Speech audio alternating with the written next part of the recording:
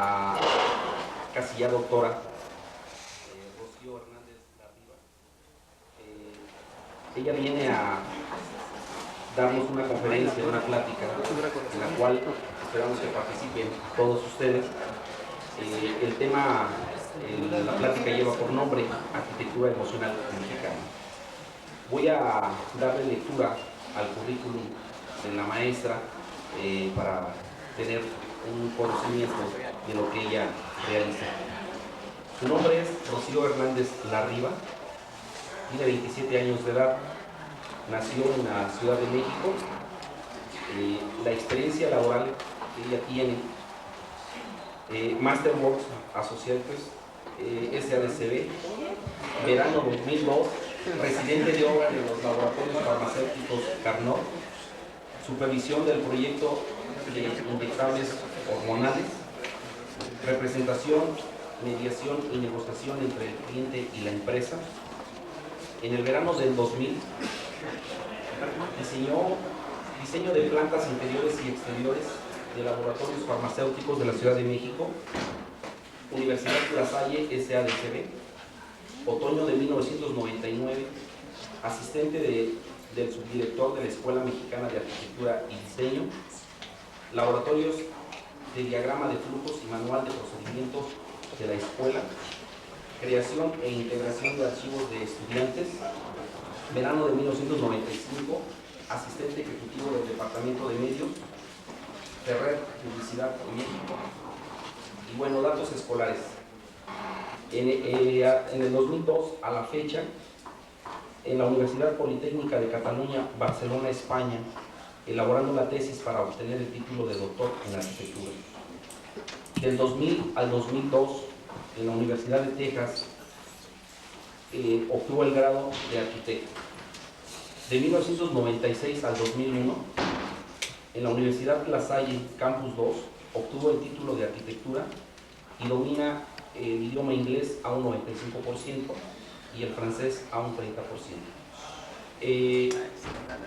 Está tomando, y también es importante mencionarlo, está tomando clases en el doctorado que se está dando por parte de la universidad en alguna materia que es metodología, y que bueno, junto con los alumnos de este doctorado que la universidad somos sede, bueno, ella toma por ahí una clase.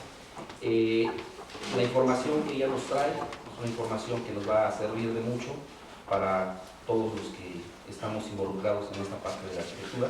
Es un avance a su tesis doctoral, entonces creo que es una información muy nueva, es una información, una investigación que ella está realizando y creo que es de gran interés. Entonces dejo con ustedes a la maestra Rocío Hernández Larriba para que nos platique sobre la conferencia política.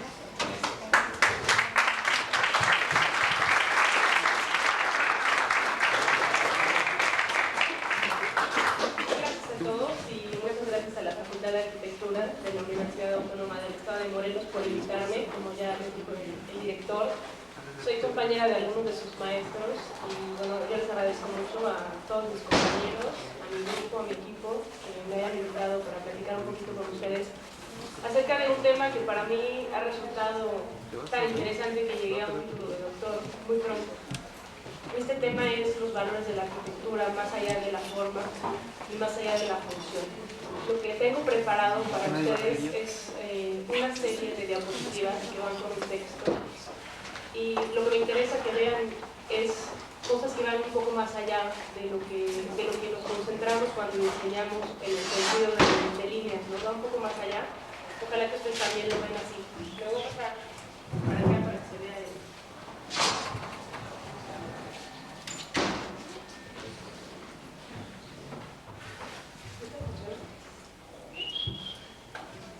Si pueden apagar la luz, por favor.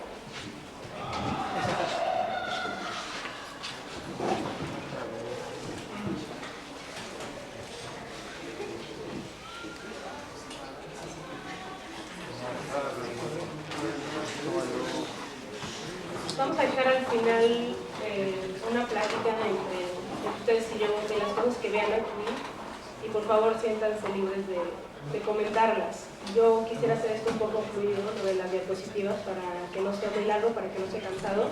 Mejor al final, cuando vuelvan a encender la luz y nos veamos otra vez, poder platicar, poder dialogar. ¿Puedes empezar? Sí.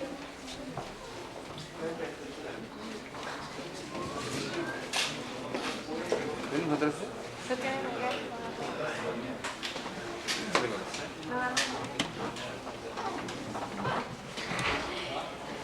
Ay, animal.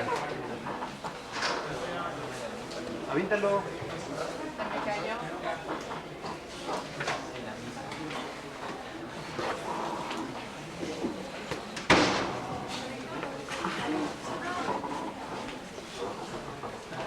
Levantan las manos.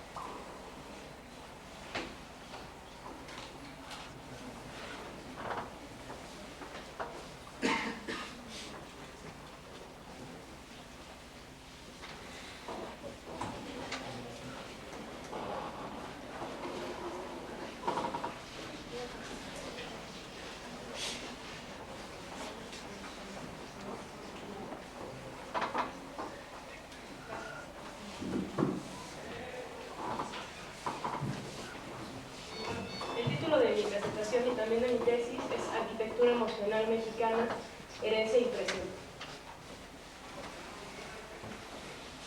1. Diálogo. Cito: estoy harto de la pretenciosa imposición de la lógica y de la razón, del funcionalismo, del cálculo decorativo y, desde luego, de toda la pornografía caótica del individualismo, de la gloria del día, de la moda del momento, de la vanidad y de la ambición. Tratemos de empezar otra vez y desde abajo en un sentido sociológico espiritual. Habrá que rectificar a fondo todos los valores establecidos, creer sin preguntar en qué, hacer, o por lo menos intentar, que el aura del hombre se convierta en una oración. Fin de la cita, Matías Geritz, 1984. Primera aproximación. Ella también está insatisfecha. Pocas veces le emociona la arquitectura. Pocas veces en ella solo desea sentir. Sentirse profundamente humana, parte de un mundo en el que existe. Algunas obras le intrigan. En ellas se siente más cómoda. Tiene en común con la gente que las habita pensamientos inhabituales y está llena de preguntas. ¿Por qué esos lugares tienen la propiedad de tocar algo indescriptible dentro del hombre? ¿Qué tocan? ¿Cómo lo hacen? Matías, ¿tú sabías que estos lugares conmoverían así? 3. Herencia. En marzo de 1954, Matías Geritz publicó en México el Manifiesto de Arquitectura Emocional, una declaratoria más bien ética sobre la arquitectura y el objetivo que debería perseguir. El manifiesto justificaba el sentido de su primera obra arquitectónica, el Museo Experimental El Eco, inaugurado el 7 de septiembre del año anterior. Contraponiéndose a la función como generadora de la forma arquitectónica, Geritz promovía en su manifiesto una arquitectura cuya función principal era la emoción. Su planteamiento condenaba al arquitecto moderno, intelectualizado, individual, por haber perdido el contacto estrecho con la comunidad, al querer destacar demasiado la parte racional de la arquitectura. Y destacaba que el resultado era que el hombre del siglo XX se sentía aplastado por tanto funcionalismo, por tanta lógica y utilidad de la arquitectura moderna. Cito: repito que toda esta arquitectura es un experimento, no quiere ser más que esto. un experimento con el fin de crear nuevamente, dentro de la arquitectura moderna, emociones psíquicas al hombre, sin caer en el decorativismo vacío y teatral. Quiere ser la expresión de una libre voluntad de creación que, sin negar los valores del funcionalismo, intenta someterlos bajo una concepción espiritual moderna. Fin de la cita. El manifiesto de arquitectura emocional influyó hondamente en personas sensibles, quienes encontraron en su contenido el inicio o la culminación de sus búsquedas personales. La arquitectura producida por un reducido grupo, particularmente la de los años posteriores al 53, se diferenciaba claramente del resto. La arquitectura emocional tiene una ética particular. Su contenido espiritual debe llegar a todos los hombres, a todos los usuarios. La cuidadosa construcción en su aspecto físico no es más que un medio para llegar al fin último, la modelación del espacio tridimensional contenido, limitado. En él, el aire se hace aparente y permite ver su volumen en un juego de luz y sombra. El tiempo afecta al espacio, con su cualidad cambiante, modificando según transcurre el día distintas texturas, colores, superficies. El espacio se redefine íntimo y humano en su sencillez geométrica. Ricardo de Robina, el espacio espiritual religioso. En la obra de remodelación del templo de San Lorenzo Mártir, Ricardo de Robina, arquitecto, y Matías Gates, artista, apostaron por una integración plástica entre arquitectura colonial y decoración contemporánea, restaurando el edificio y confiriéndole al espacio interior un nuevo carácter, que es al mismo tiempo difícil de describir con palabras y fácil de comprender con la experiencia de habitarlo. Literalmente, se puede decir que el edificio podía verse bajo una nueva luz que provenía de los vitrales que Gates había diseñado, desde la abstracta reja de fierro hasta el vidrio soplado. Igualmente en las catedrales de México y Cuernavaca, y en el Templo de Santiago Tlatelolco en la Ciudad de México, arquitecto y artista colaboraron para elevar el valor estético y, sobre todo, el valor emocional de la obra en conjunto, para crear un nuevo ambiente, más místico, a través de elementos arquitectónicos, artísticos, que reverenciaban la posición del sol, iluminando en amarillo las primeras horas del día o incendiando en vivos rojos los techos a última hora de la tarde. El escándalo y la provocación llegaron también con la obra de San Lorenzo Mártir. La intervención en el muro tras el altar causó una gran polémica. Cito: "La mano divina permanece gracias, quizá, a la emoción que transmite. La fuerza de esta obra radica en el estridente sentimiento que produce la contemplación de la factura contrahecha y expresionista de 5 dedos monumentales que se retuercen en evidente dolor alrededor de la herida que el hombre le provocó al Hijo de Dios". Fin de la cita, Ferruccio Asta. Luis Barragán, el espacio público sensible. La arquitectura emocional existió también extramuros. Entre urbano y promocional, el diseño de paisaje y plazas públicas como espacios de transición fue desarrollado por Luis Barragán en un momento en que sus críticos pensaban que había dejado de hacer arquitectura por negocio para hacer jardines por placer. Barragán experimentó junto con Jesús Reyes Ferreira y Matías Gates una dimensión más de la obra de arte total. La Plaza de las Fuentes es un trabajo conjunto entre el arquitecto, el esteta y el artista, donde, como lo señala Asta, más que un equipo, formaban una gestalt que experimenta con recursos plásticos para provocar en el espectador o en el transeúnte una emoción tangible. Durante la segunda mitad de 1949 se diseñó este espacio que señalaba el punto donde hacía en contacto el incipiente desarrollo urbano del Pedregal y algunas arterias viales importantes. En un espacio rectangular de aproximadamente 14 por 50 metros, circundado por un imponente paisaje rocoso, se diseñó una plaza en 2 partes, divididas por una reja metálica de intenso color rojo cereza. El espacio estaba contenido por un muro blanco en un lado y en el otro por paredes de lava de diferentes alturas que se iniciaban en lo profundo de una oquedad volcánica. Desde esta se lanzaba una columna de agua a gran altura, dispersándose ligeramente en su caída. Como parte integral de la composición, emergía del pavimento reticular de hormigón una escultura urbana, el animal del Pedregal de Matías Geritz, que inspirado en animales prehistóricos, cito, proveía una nota de bienvenida, extrañamente arcaica y profundamente expresionista, alzando su cabeza y rugiendo hacia el cielo con los músculos tensos y torcidos, congelado en plena convulsión, como la lava a su alrededor. Fin de la cita. Años más tarde, entre 1957 y 1958, esta Gestalt se reúne nuevamente para diseñar una plaza, la Plaza de las Torres de Satélite.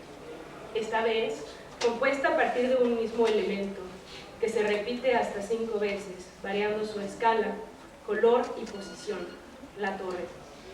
Esta plaza, a diferencia de la primera que fue destruida, constituye aún hoy un hito paisajístico fundamental en el ámbito urbano de la Ciudad de México. Tiene un carácter fundamentalmente escultórico y su función principal es la de ser contemplada desde el automóvil y a relativamente alta velocidad. La emoción que las torres reservan es la variación ilusoria de la composición, según el movimiento del espectador. A cada movimiento, una nueva visión del conjunto se revela.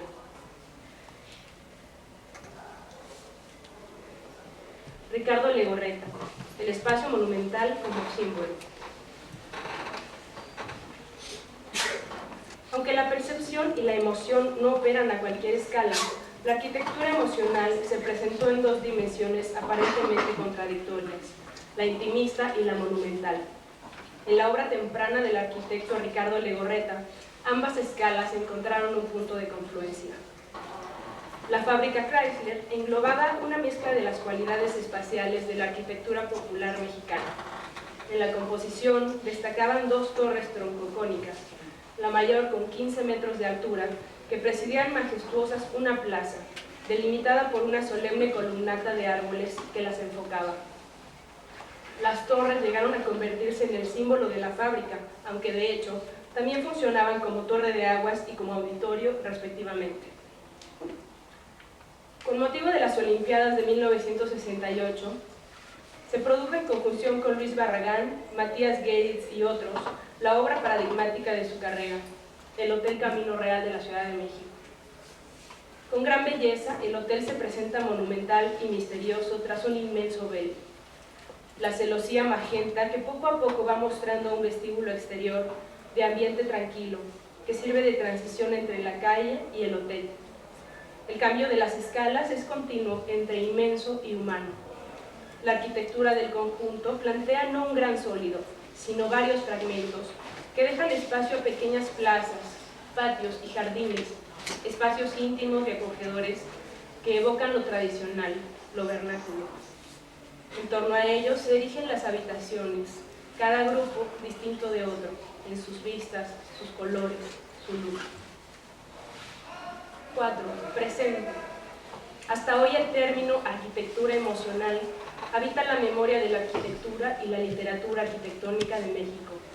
Arquitectos y críticos se sirven de él con frecuencia para diferenciar una arquitectura donde la luz y el color adquieren un nuevo significado. Contradictoriamente, esta arquitectura calificada de emocional no se describe jamás desde el sentimiento, desde la emoción. Y es que quizá este término no pueda comprenderse cabalmente si no se entiende a su creador y sus circunstancias. Tras los vitrales de San Lorenzo, Santiago y Catedral, tras el animal que grita desgarrado su mensaje de bienvenida, tras las torres troncocónicas y la inmensa celosía magenta, está Matías Geritz. Su tránsito por el siglo pasado y sus geografías explica en gran medida la personalidad compleja y contradictoria del hombre. La primera posguerra mundial y el inicio de la segunda, el expresionismo, el dadaísmo, el surrealismo, a los que estuvo expuesto antes de los 26 años, influyeron notablemente en su ánimo. El ser humano sensible, arrollado por el gran drama, no puede mirar ni gozar como lo hacen los demás. Súbitamente la muerte le toca de cerca, y en su reflexión interior busca reconciliar vida y muerte, Dios, fe, creación y eternidad. Entre la escuela de Altamira, Miró, Ángel Ferrand, Marruecos, Barcelona y México, busca y se busca durante 9 años. Matías, el pintor de Alemania, es el escultor de España y el arquitecto de México. Es su propio antagonista, su complemento, principio y fin.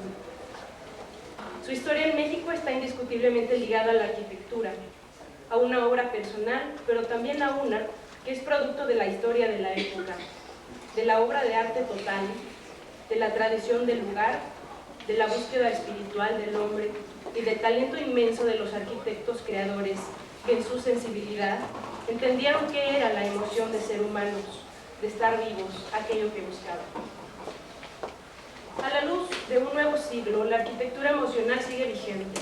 El diálogo continuo entre científicos, arquitectos y teóricos ponen de manifiesto que aún buscamos una arquitectura en cuyo centro se encuentre el hombre. Espacios donde con todos nuestros sentidos comprendamos el significado del silencio, el tiempo y la soledad. Espacios de memoria, imaginación, en fin, una arquitectura que tome en cuenta las emociones, que ayude al hombre a reconocer su ser interior en relación con el espacio que lo rodea y le permita habitar con toda satisfacción, con todo su ser. Cito: es la pirámide, la catedral, el ideal, el amor místico y humano, la abundancia del corazón, la imagen de la nada y del todo, la forma y el color como expresión de la adoración, la experiencia emocional, la línea modesta que crea el mundo de la fantasía espiritual, el arte, la oración. Fin de la cita, Matías Geritz.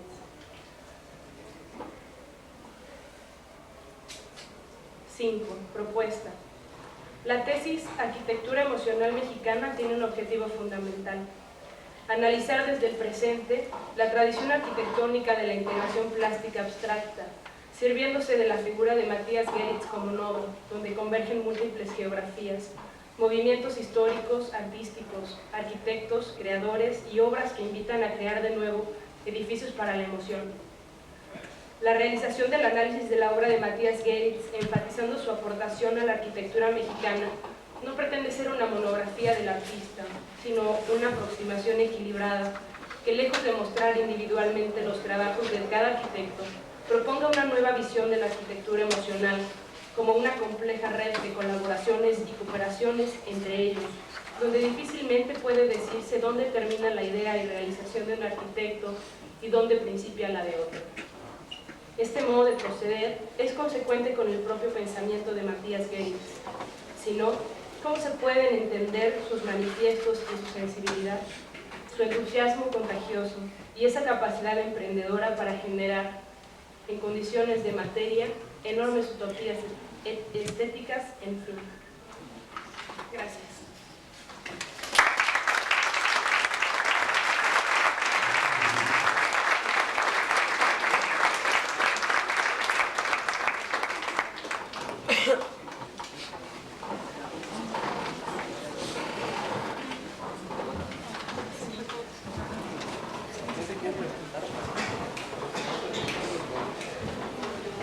Pues ese es el avance de mi tesis y si alguno tiene algo que decir, me gustaría dar.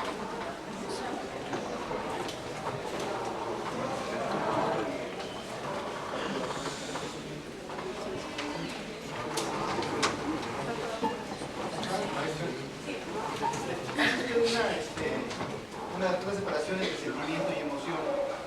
¿Cuál es esa separación? ¿Por qué nos toca luego? Tanto científicamente como filosóficamente, la emoción y la sensación están un poco diferenciadas. Sensaciones entendemos por cuestiones físicas. Por ejemplo, sentimos calor, sentimos frío. Tenemos una sensación con los sentidos de nuestro cuerpo. En cambio, una emoción es una cuestión un poco más compleja, que tiene mucho que ver con nuestra mente. La emoción tiene que pasar por la mente, a pesar de que la emoción parece algo disociado, 100% de la mente, no es cierto. La emoción se genera en nuestro cerebro, igual que se generan recuerdos, igual que se generan otras experiencias, memorias, etc. Entonces hay una separación, aunque la sensación es una parte de la emoción. La sensación es la experiencia corporal que va acompañando una experiencia emocional. Entonces hay una distinción entre una cosa y otra, pero al mismo tiempo van juntas, son parte una de la otra. Quiere decir que la emoción no es racional, la emoción... Ese es el punto más álgido de mi tesis doctoral, la emoción para toda la gente que escucha este tema y para, pues, sobre todo para la gente que por primera vez se aproxima al tema, parece algo muy poco racional y parece que el tema se pelea 100% con las cosas que hacemos desde la razón. Resulta que no es tan cierto, ¿no? Cuando yo empecé a estudiar el tema desde la ciencia, porque necesitaba encontrar razones para fundamentar mi tesis desde un punto de vista científico y que tuviera una validez doctoral, me encontré con que la emoción tiene todo que ver con las partes más elevadas y más evolucionadas de nuestro cerebro. Es una experiencia racional en el sentido de que se genera en el raciocinio, igual que los otros pensamientos, pero a la vez no es una experiencia que nosotros tengamos 100% control de ella, ¿no? Entonces, no es racional, pero sí lo es. Sí lo es. La emoción se genera, según los últimos avances neurológicos, en los lóbulos de nuestro cerebro. No se genera ni en el corazón ni en el estómago, ¿no? Los antiguos pensaban que sentías con tu corazón emociones, ¿no? Amas con tu corazón. No es verdad. Hay testimonios, hay investigación al respecto de que la emoción se genera también en el cerebro, pero es una parte que está en estrecho vínculo con la parte más primitiva de nuestro cerebro también. Entonces es una cuestión muy compleja la emoción. En este caso, yo creo que la emoción para mí se relaciona directamente con la experiencia, con la memoria. Entonces tiene que ver con la racionalidad en ese sentido, ¿no? Hay memorias que nosotros no guardamos, que podamos acceder a ellas fácilmente, digamos que están ocultas en nuestro inconsciente y que nos producen emociones, ¿no? A veces cuando tenemos una experiencia, el de al lado no se asustó nunca, ¿no? Y nosotros estamos sufriendo de miedo. Es porque tenemos en nuestro inconsciente un detonante a esa emoción. Entonces, la emoción sí tiene una parte racional, sí tiene una parte biológica muy fuerte, y en el caso de mi tema yo la relaciono directamente con la memoria colectiva de todos nosotros, con la experiencia que tenemos cada uno cuando entramos a un espacio y nos sentimos agobiados y no sabemos por qué, y nos gusta y decimos está bonito, pero en realidad no sabemos decir por qué. Es porque nos estamos relacionando a otro nivel, ¿no? Un nivel del que no podemos hablar con tanta claridad, pero indudablemente sentimos algo. Yo no sé si la mayoría o todos ustedes han estado en alguna de las casas de Luis Barragán o en la plaza de las Torres de Satélite. Hay un momento en que sientes la soledad, ¿no? Y volteas y dices, oye, hay un plato que dice soledad. Porque eso es lo que él intentaba que sintieras, ¿no? O sientes el sol, te sientes humano. Por eso decía en la charla, te sientes humano. Sientes que tú perteneces a ese mundo, ¿no? Ese mundo fue creado pensando en ti o pensando en alguien que te hace sentir algo así. Conversando con gente, haciendo experimentos para la tesis, resulta que aunque todos tenemos experiencias similares, por ejemplo en las casas de Barragán, similar no significa igual. Cada uno tenemos algo que sentimos, algo que recordamos. Es un día especial, ¿no? De pronto la ida a la casa de Barragán se convierte en un día especial por algo que recuerdas. A lo mejor no te fijaste bien que el muro era de 20 centímetros en vez de 15, o no sé, cosas que son técnicas, diríamos, de la arquitectura. No las aprecias porque hay un sentimiento tan fuerte que se pone como de velo entre tú y la apreciación fría, digamos, ¿no? De la arquitectura. Yo llegué a pensar también que entonces para volverme emocional necesitaría tener más referentes en el sentido culturales, en el sentido de que establezca con mi memoria colectiva un vínculo más cercano, para que yo pueda leer con más emoción un objeto producido por Barragán, o por Legorreta, o por Matías Gay. Pero pienso que, considero que la base de la tesis no está tanto en esto, sino que en el manifiesto más bien de Matías, ¿no? El Matías y el manifiesto son el caso de estudio de mi tesis. Yo hago una tesis general sobre la arquitectura y la emoción, toda arquitectura y toda emoción. Y mi caso de estudio es Matías Geritz. Yo lo relaciono porque esa es la cultura que yo tengo y a la cultura con la que más fácilmente puedo intervenir de algún modo. Por eso es que es mi caso de estudio. Pero la verdad es que, por ejemplo, la arquitectura que se hace en Japón, la arquitectura de Tankei de los japoneses, que también es una arquitectura muy regional, podríamos decir hasta cierto punto, tiene esta emoción, ¿no? Tiene esta emoción. Es verdad que si nosotros conociéramos mejor nuestra cultura, si nosotros tuviéramos más experiencias con nuestra memoria colectiva, sería más rica la experiencia, pero una persona que no tenga esa cultura de todas maneras va a sentir algo. Yo creo que la Casa Naranja, yo recuerdo que es uno de los ejemplos de la arquitectura emocional. Yo no tenía el gusto de conocerla, pero leí un muy buen trabajo sobre la Casa Naranja. Todos podemos hacer arquitectura emocional y yo creo que la ventaja de la arquitectura emocional o lo que puede ser útil de mi tesis es que la arquitectura emocional la podemos hacer todos nosotros, todos sentimos algo y creo que el centro de la arquitectura emocional es la preocupación por el hombre, volvernos a preocupar por el hombre, no que esté bien a 22 grados y ni más ni menos y que le dé el sol a las 3 de la tarde, sino hay algo más del hombre, ¿no? Del hombre mexicano del siglo XXI que está agobiado por el ruido de las ciudades a lo mejor y que necesita silencio o que necesita paz o que necesita color para alegrarse, no sabemos, cada uno sabe bien qué es lo que echa de menos, ¿no? En su interior, cuál es la fe que le hace falta, el espíritu de las cosas.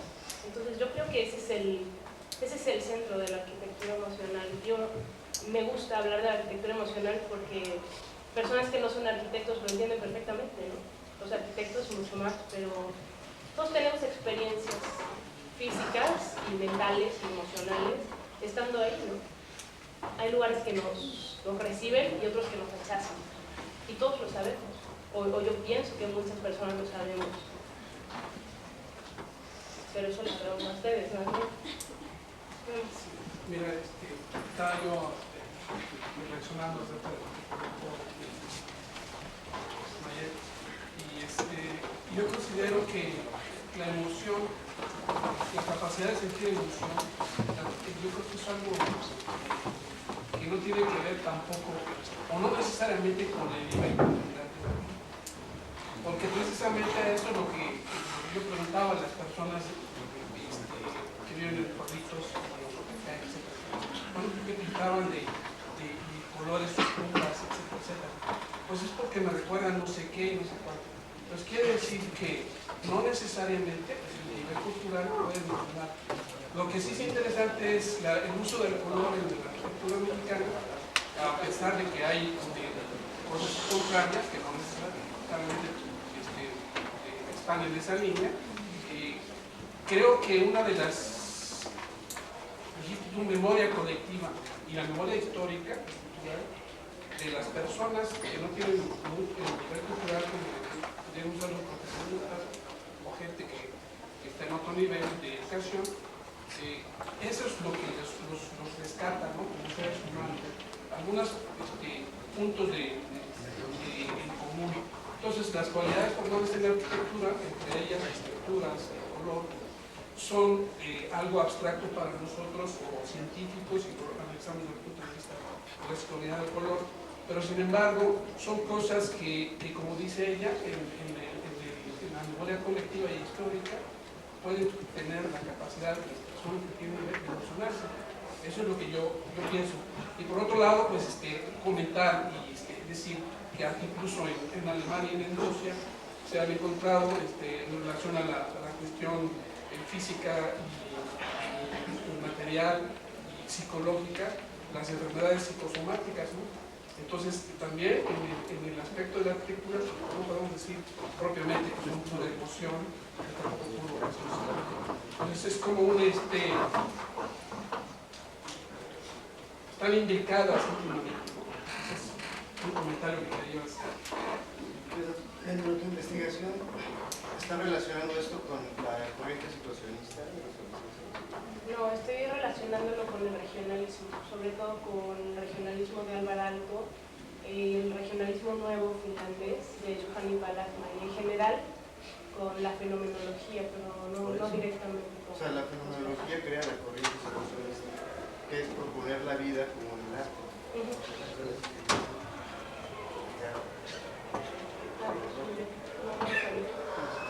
No más quisiera hacer un comentario. Cuando yo comentaba, o cuando se expresaba que la emoción va íntimamente ligada con el valor cultural si la que el sujeto tiene, yo sigo afirmando esto porque un sujeto que por el hecho de que viva en un pueblo no quiere que no sea culto. Yo pienso que puede tener mucho más cultura de un sujeto que vive en la mera ciudad, ¿no? Porque está viviendo con la realidad misma y no con una realidad artificial, que es lo que la ciudad te produce y te llega. Y eso le va a mi juicio a contaminar la relación que tiene directamente con el todo, con lo que es lo natural. A eso me refiero yo que invariablemente para poder entender el objeto de manera emocional, quiero decir, entender de manera emocional, así como solo un entendimiento, sí necesitaría tener un bagaje cultural que me permita, primero, saber una serie de cosas, lo que es proporción, para que después yo lo codifique y lo exprese como me gustó, no me gustó, me emocionó, me llegó hasta las lágrimas, me dio risa, ¿sí? Me dio frío. Pero voy a expresarlo mediante una emoción.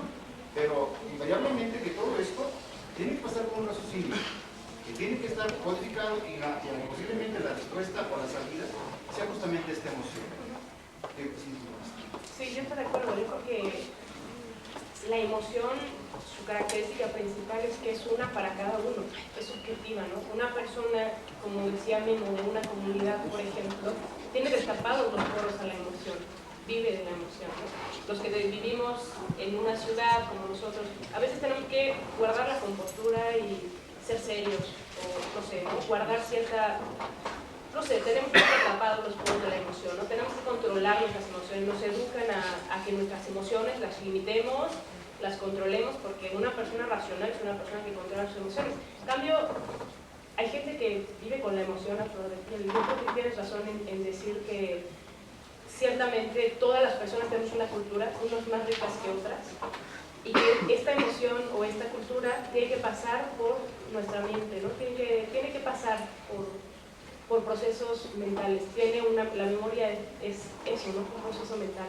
Entonces yo estoy de acuerdo contigo en pasar por un raciocinio, en tener una cultura colectiva. Todos la tenemos, gracias a Dios. Yo creo que eso sí es un bien de toda la humanidad, ¿no? Todos, para bien o para mal, tenemos diferentes culturas y ricas y variadas, ¿no? Yo creo que en Morelos hay muchísimas culturas diferentes, por ejemplo, ¿no? Y a cada una le va a corresponder como un nivel subjetivo. La emoción puede tener como diferentes niveles. Hay una emoción general que nos puede afectar a todas. Hay una emoción como más particular en otro nivel, que nos puede afectar solo a los de cierto lugar, y hay una emoción individual que solo me afecta a mí. Entonces, creo que ese era un punto importante.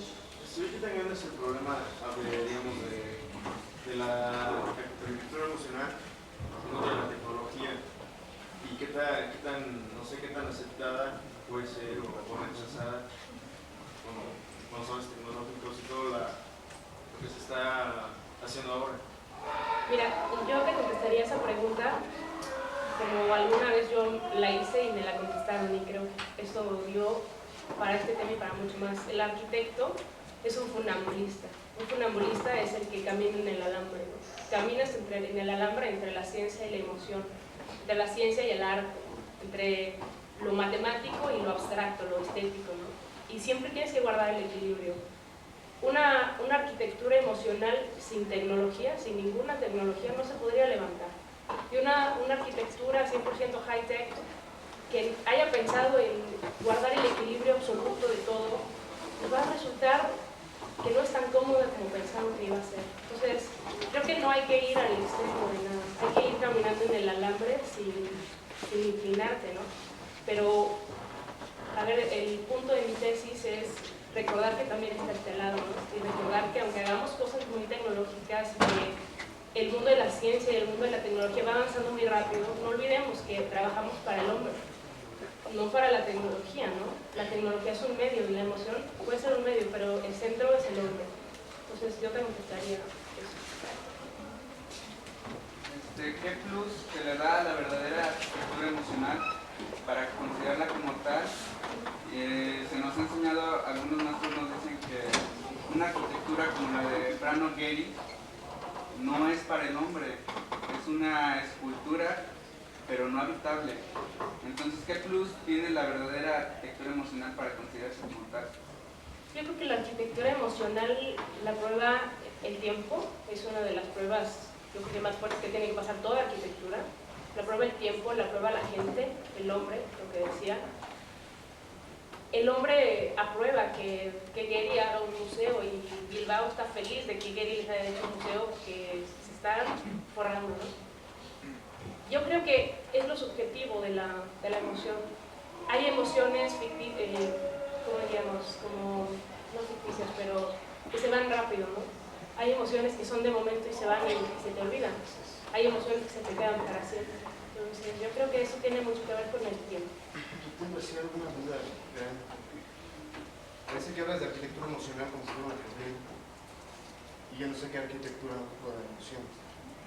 Yo creo que toda la arquitectura da emociones. Yo estoy hablando de arquitectura emocional mexicana, que es el título de mi tesis, y lo trato como la arquitectura... Tendrás que incluir toda la arquitectura. Toda la arquitectura, toda en el mundo te da emociones, pero así como tenemos emociones de ira y emociones de felicidad, no todas las emociones son positivas. Yo hablo de una arquitectura emocional que te deje en la memoria algo, que te aporte algo, que vaya a centrar hacia el hombre. Hay arquitectura que es magnífica y grande, porque la gente no puede estar en ella porque se aterra.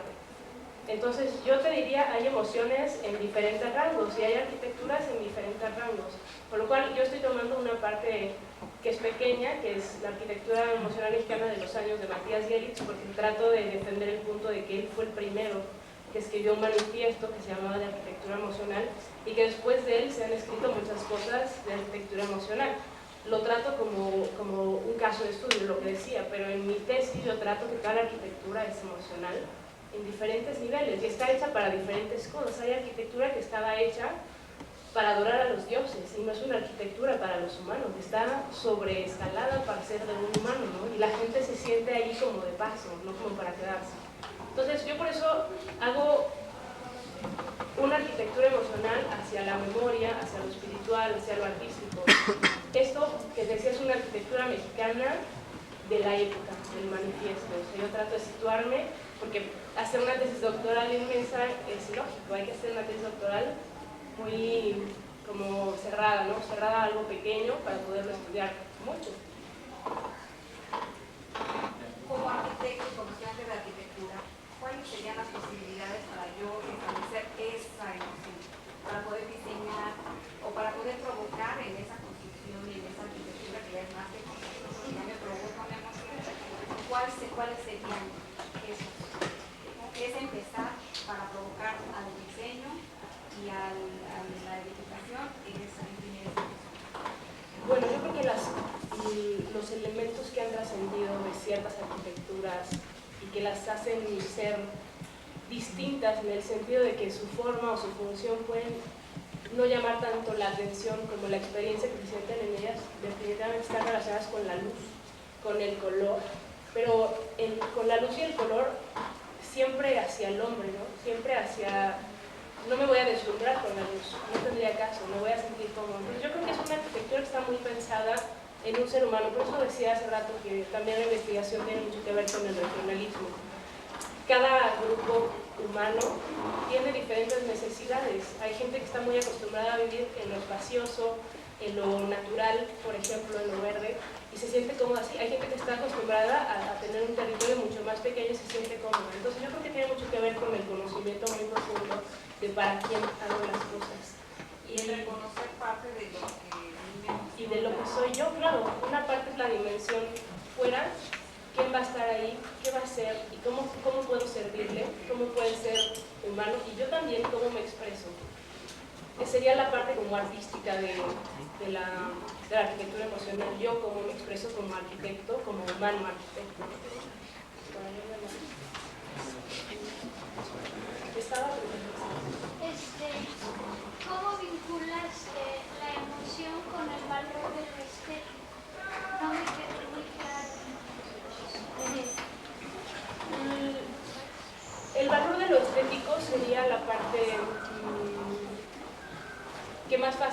podría explicar la emoción, ¿no? Es en la dimensión estética en donde se van a dar los elementos que van a hacer a una arquitectura más emocional o menos. Tiene mucho que ver con la estética.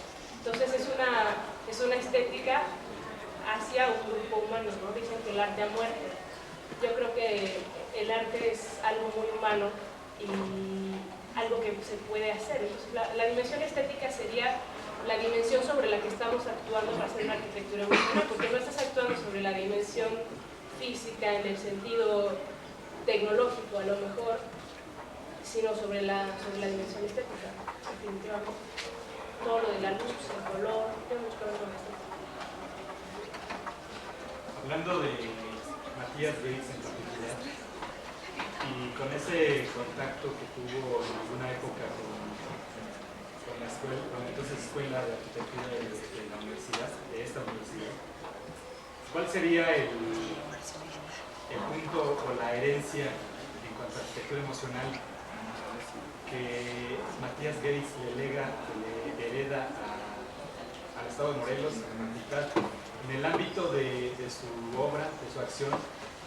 Porque muchos de nosotros, bueno, como profesores, como estudiantes de la Facultad de Arquitectura, tal vez conozcamos a Matías Gates por las obras famosas y que han ilustrado el proceso de la arquitectura emocional, pero sabemos que Matías Gates fue un arquitecto que vivió, que cohabitó, que desarrolló parte de esa historicidad dentro de Morelos. Bueno, sobre Matías Gates y Morelos quisiera decir que además de la catedral, que seguramente todos la conocen y que es una de las obras más importantes del tipo religioso, me gustaría decir que para mí las dos obras o la obra que ha resultado más sobrecogedora en el sentido emocional, porque yo soy una persona evidentemente muy emocional, fue la casa de Temisco. No es una casa que esté abierta al público, no es una casa que puedan visitar necesariamente, quizá algún día, así como se va a lograr que se reconstruya el eco, pues se logre que la casa se haga museo, porque las personas que son dueñas de la casa ahora no lo han tenido exactamente como si Matías Gates estuviera ahí. Yo creo que fue el Matías Gates de Morelos, fue el momento como de capullo de Matías Gates, ¿no? Venía de muchas cosas que habían sucedido y necesitaba un tiempo de procesarlas, de manejarlas y de sacarlas. Creo que su primera explosión muy fuerte es la casa de Temisco. No sé si alguno de ustedes conoce una foto que creo que pasó aquí en las diapositivas. Hay unas torres gigantes adentro de su casa, son 7 torres, una es cilíndrica, las otras son cuadradas. Y es un espacio de meditación impresionante para la casa de una persona común y corriente. Yo creo que Matías Gates le dio a Cuernavaca, en general al estado de Morelos, una dimensión estética, lo que estaba diciendo allá atrás mi compañera. Y lo más fuerte yo creo que es darle no solo a Cuernavaca, yo creo que a México, en particular tal vez a Luis Barragán, pero en general, recordar que la arquitectura también era en parte arte, ¿no? Él era un artista que había ido de pintor a escultor y luego a arquitecto, ¿no? Entonces se movía de un espacio bidimensional a un espacio tridimensional y después a un espacio que contenía personas. Entonces sabía bien cómo era ese mecanismo. Yo creo que dejó, pues en Cuernavaca, por la facultad sé que pasó muy pronto, estuvo 1 año o 2, muy poco tiempo. Pero yo creo que si queda algo importante que rescatar es eso que decía al principio, ¿no? Estar en el alambre y recordar que de un lado está la emoción, no olvidar la técnica, no olvidar la ciencia, es lo de nuestros días, tenemos que ser una expresión del día de hoy también, ¿no? Pero no creo que debamos rechazar una parte importante del ser humano, que es la expresión artística. Pues muchas gracias a todos. Buenas tardes.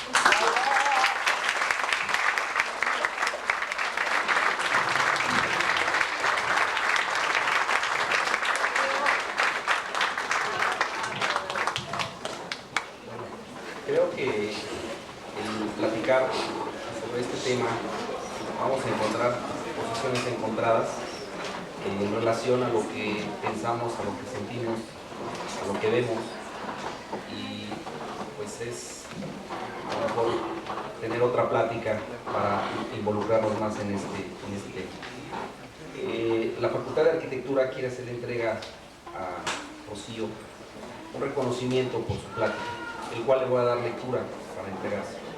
La Universidad Autónoma del Estado de Morelos, a través de la Facultad de Arquitectura, otorga el presente reconocimiento a Rocío Hernández Larriba por haber impartido la conferencia Arquitectura Emocional en México el día jueves 18 de noviembre del 2004 en el auditorio Jesús Aguirre Cárdenas de la Facultad de Arquitectura. Atentamente, por una humanidad culta, la facultad. Muchas gracias.